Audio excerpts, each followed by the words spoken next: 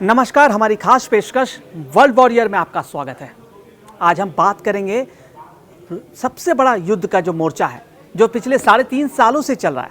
Ukraine रूस युद्ध मोर्चा जो 3.5 सालों से चल रहा है, लेकिन अभी तक इस पर कुछ तमाम कोशिशों के बावजूद डोनाल्ड ट्रंप लगातार कोशिश कर रहे हैं, लेकिन अभी तक इस मोर्चे पर शांति नहीं आई है।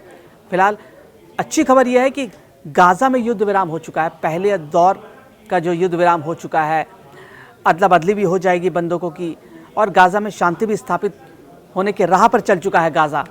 लेकिन रूस और यूक्रेन अब भी आपस में लड़ रहे हैं, ताबड़तोड़ अभी भी हमले जारी हैं। इसी मुद्दे पर बातचीत करने के लिए हमारे जो सहयोगी हैं दीपांशु हैं, ये बताएंगे कि दीपांशु बताइए कि लगातार हमले हो रहे हैं यूक्रेन पर अब भी। हाँ जी, आज सुबह भी हमला हुआ, और जो पुतिन का जो पहला जो हमला है, अब वो एनर्जी सेक्टर, उनके बिजली संयंत्र पर हमला कर रहे हैं, जिससे आम लोग सीधे सीधे प्रभावित हो रहे हैं, उनमें खौफ पैदा हो रहा है। इस पर क्या कहना चाहेंगे? देखिए ऐसा पुतिन क्यों कर रहे हैं? आम जनता को ही क्यों टारगेट कर रहे हैं?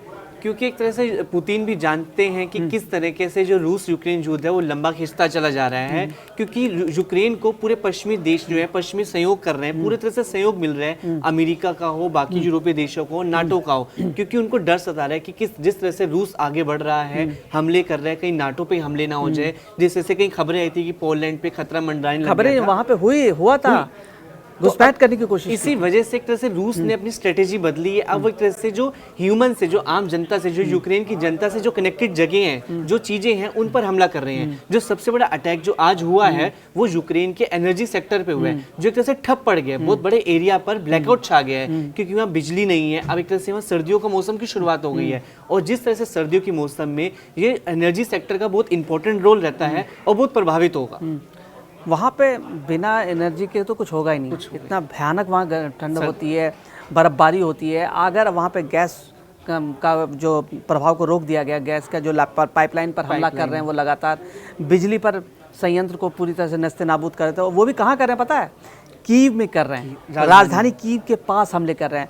अब तक रूस जो है यूक्रेन के 25% लगभग इलाके पर कब्जा कर चुका है, जो वो छोड़ेगा भी नहीं। जैपोरोजिया, डोनेस्क और क्राइमिया पे 2014 में कर चुका, लुहांस्क, ये सारे बड़े बड़े इलाके हैं इनके, और कब्जा खुद ही जनमत संग्रह भी करा लिया है, और वहाँ पे अवैध तरीके से कब्जा हो चुका है। रूस के विलीन मान लिया कि रूस में मिल गया।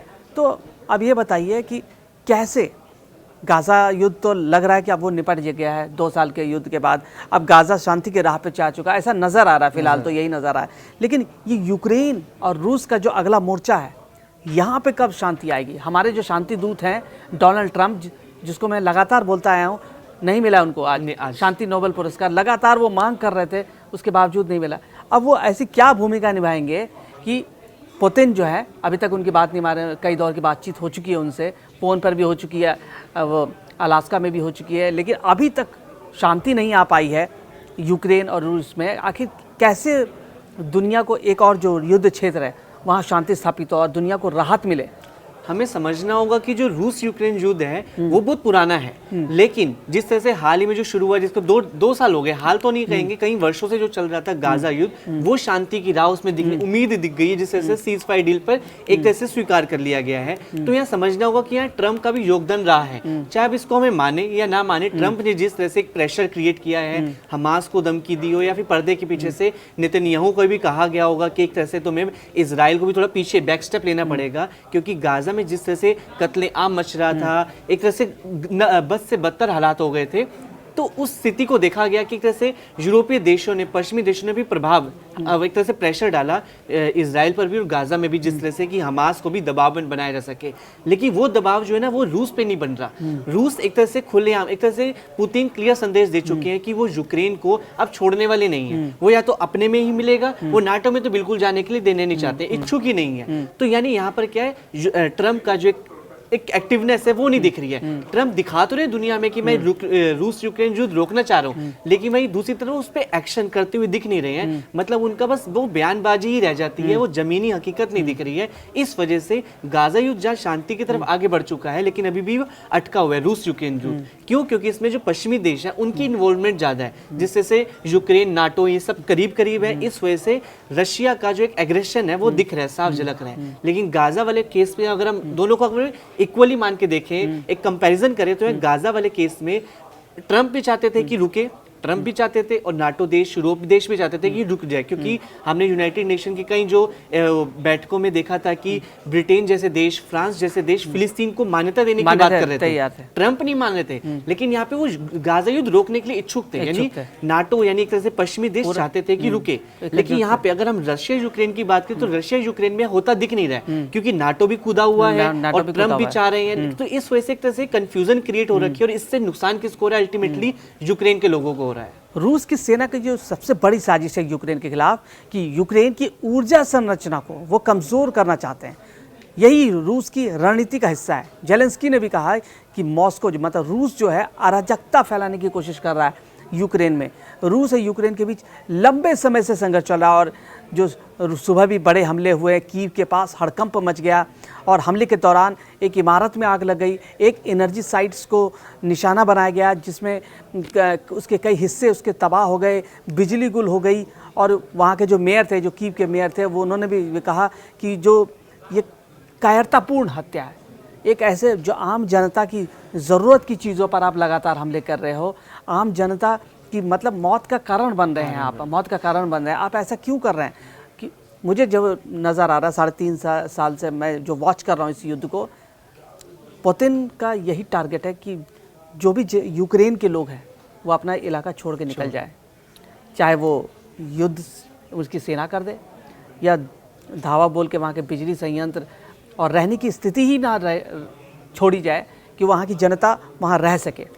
और यही हुआ है जो मैंने बताए उनके स्टेट्स पे, यही हुआ है कि वहाँ की जनता ही छोड़ के चली गई। यूक्रेन की जनता उनकी ज़मीन पर अवैध तरीके से पुतिन ने कब्जा कर लिया है और अब छोड़ने के मूड में भी नहीं है कि वो छोड़ेंगे भी नहीं।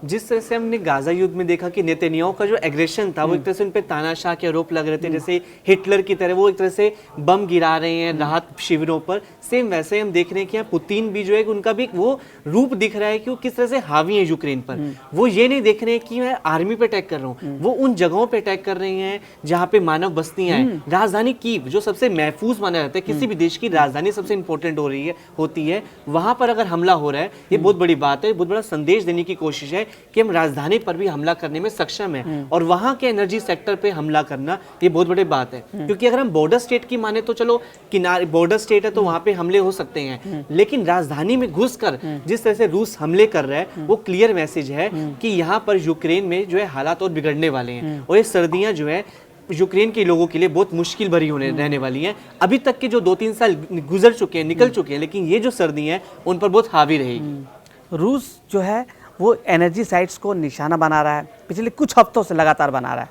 रूस खासकर यूक्रेन की जो ऊर्जा संरचना है उसको ही खासकर निशाना मारा, क्योंकि सर्दियों का मौसम आ चुका है और रूस यूक्रेन के बीच जो युद्ध 3.5 साल से ज़्यादा का वक्त भी बीत चुका है।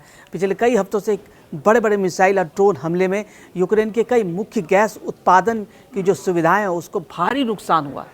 अब ये बताइए, गैस पर ही तो पूरा टिका है, जो यूरोपियन कंट्रीज़ है उसी पर टिका हुआ है, उसी से उनके घर गर्म रहेंगे, उनके जो ऑफिसेज हैं, उनके जो बिजनेस हाउसेस हैं, जो ऑफिसेज हैं, ये सब उसी से गैस से ही गर्म रहते हैं। एनर्जी सेक्टर का तो बहुत इंपॉर्टेंट रोल है किसी भी देश के लिए, किसी भी देश के। और अब जिस तरीके से ये जो हमला हो रहा है, तो क्या लगता है कि क्या इसका समाधान निकल सकता है कि कैसे पुतिन को मनाया जाए? ट्रम्प और दुनिया के भर के जो बड़े बड़े नेता हैं वो कैसे मनाएं कि पुतिन ये हमले रोक दे, जेलेंस्की और पुतिन एक मेज पर आए और एक मेज पर आके युद्ध विराम करे, जैसे कि गाज़ा में हुआ, और फिर शांति स्थापित हो और यहाँ की जनता को जो भी चीज़ है, जो कब्ज़ा कर लिया है और जो भी इलाके छोड़ने हैं, अदला बदली हो, जो भी चीज़ें हो वो हो जाए। नहीं तो ये चीज़ें और भी यूक्रेन की को धीरे धीरे खाता चला जाएगा, उनकी जो ज़मीनें पूरी धीरे धीरे वो लेता चला जाएगा और इसी कोशिश में लगे हैं पुतिन। अगर हम मौजूदा हालात पे नजर रखें तो पुतिन जो है झुकने वाले नहीं है, और वहीं दूसरी तरफ हम यूक्रेन के राष्ट्रपति व्लादिमीर जेलेंस्की की बात करें तो वो रुकने वाले नहीं है। तो दोनों में एक तरह से क्या है, कंपटीशन। इससे तो नुकसान ही होगा ना, इससे तो यूक्रेन के जो जमीन है वो धीरे धीरे पुतिन कब्जा कर लेंगे और यही होता दिख रहा है, जनमत संग्रह करा देंगे। जिस तरह से हम वीडियोस देखते हैं कि इलाकों पे कब्जा करने की वीडियो रूसी सेना जारी करती है, वहां पे झंडा गाड़ा हुआ दिखता है, तो ये साफ संदेश है कि रूस जो है वो बिल्कुल रुकने वाला नहीं है। और यूक्रेन को ये युद्ध लंबा खिंचता जा रहा है, क्योंकि रूस के पास अपनी एक प्रॉपर स्ट्रेटेजी है, उसका ऊर्जा का, हथियारों का पूरा अच्छा भंडार है। अब तो वो अपने सैनिक भी युद्ध में नहीं लगा रहे हैं यूक्रेन में, यही मैं अब वो अपने सैनिक नहीं, आसपास के जो छात्र पढ़ने आ रहे हैं, इंडिया के जो पढ़ने आ रहे हैं उन्हीं को लगा दे रहे हैं, आगे मरने के लिए आप मरो और हमारी ले लड़ो। नॉर्थ कोरिया के सैनिक लगा दे रहे हैं, अपने सैनिक तो लगा भी नहीं रहे हैं, वो भाड़े के सैनिकों से युद्ध जीतने की कोशिश में लगे हैं पुतिन। क्यों? क्योंकि उनकी स्ट्रेटेजी क्लियर है कि वो अपनी जो मैन पावर है, जो अपनी आर्मी है, उनको नुकसान नहीं होना देना चाहते हैं। उनका क्लियर फंडा यही है कि उनको यूक्रेन पर कब्जा करना है। जिस तरह से नाटो भी पूरा का पूरा सपोर्ट कर रहा है, और ये नाटो के सपोर्ट करने की वजह से युद्ध बढ़ रहा है। यूक्रेन पर कब्जा नहीं करना है, यूरोप के कई छोटे देश उनके टारगेट पर और लगातार उनमें हवाई क्षेत्र में घुसपैठ कर रहे हैं, डराने की कोशिश कर रहा है। वो ये देखने की कोशिश कर रहे हैं कि नाटो की जो धमकी है वो कितनी कारगर है, क्या नाटो सही में उन पर पलटवार करेगा। अभी तक तो नजर नहीं आया। उन्हें 4-5 छोटे देशों में, रोमानिया हो गया, पोलैंड हो गया, एयरस्पेस में घुस के कई मिनटों तक रह के वापस लौट आए।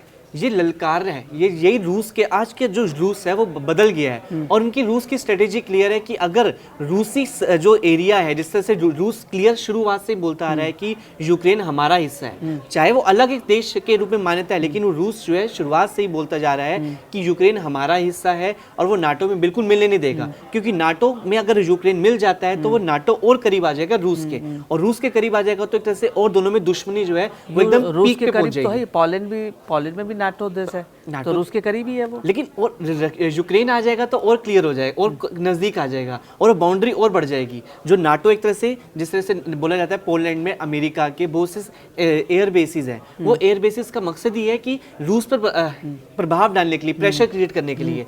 और वही रूस जो है प्रेशर अपने पे नहीं लेना चाहता, इसलिए चाहता है कि यूक्रेन जो एक बहुत बड़ा एरिया है वो दूर रहे, वो एक तरह से बफर जोन का काम करे, बफर जोन, ताकि एक बैलेंस बना रहे कि नाटो हमारे नोर नजदीक ना आ सके। 2014 में क्रीमिया पे कब्जा जो किया इन्होंने, तो इसमें तो कुछ ऐसा था नहीं कि उस टाइम तो नाटो की मांग भी नहीं हुई थी, यूक्रेन ने तब भी कब्जा कर लिया।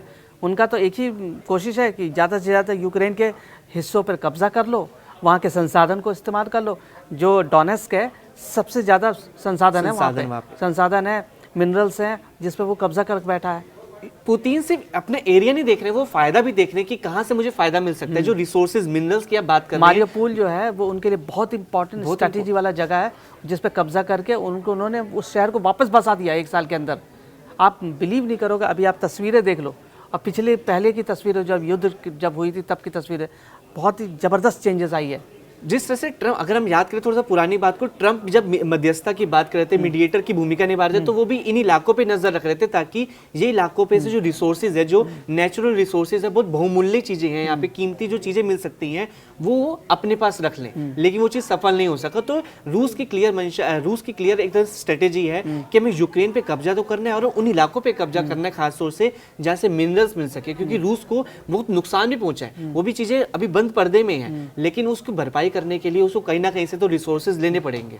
तो ये स्ट्रेटेजी क्लियर है कि वो अब एक तरह से ह्यूमन से रिलेटेड चीजें, जैसे एनर्जी सेक्टर है, उन पर अटैक कर रहा है, और अटैक करके एक तरह से दबाव बना रहा है, क्रिएट कर रहा है नाटो, यूरोपीय देशों पर। उम्मीद है कि ट्रंप और दुनिया भर के जो बड़े बड़े नेता हैं, जो चाहते हैं कि दुनिया में शांति स्थापित हो, वो इस मुद्दे पर सामने आएंगे, जेलेंस्की और पुतिन को एक मेज पर बिठाएंगे, और दोबारा से गाज़ा के बाद जो अगला जो युद्ध क्षेत्र है, सबसे बड़ा युद्ध क्षेत्र है यूक्रेन, रूस में, यहाँ शांति आएगी और दोबारा से ये देश वापस विकास की राह पर जाएगा। वर्ल्ड वॉरियर में हमारी खास पेशकश में आज इतना ही। आप देखते रहिए कड़क।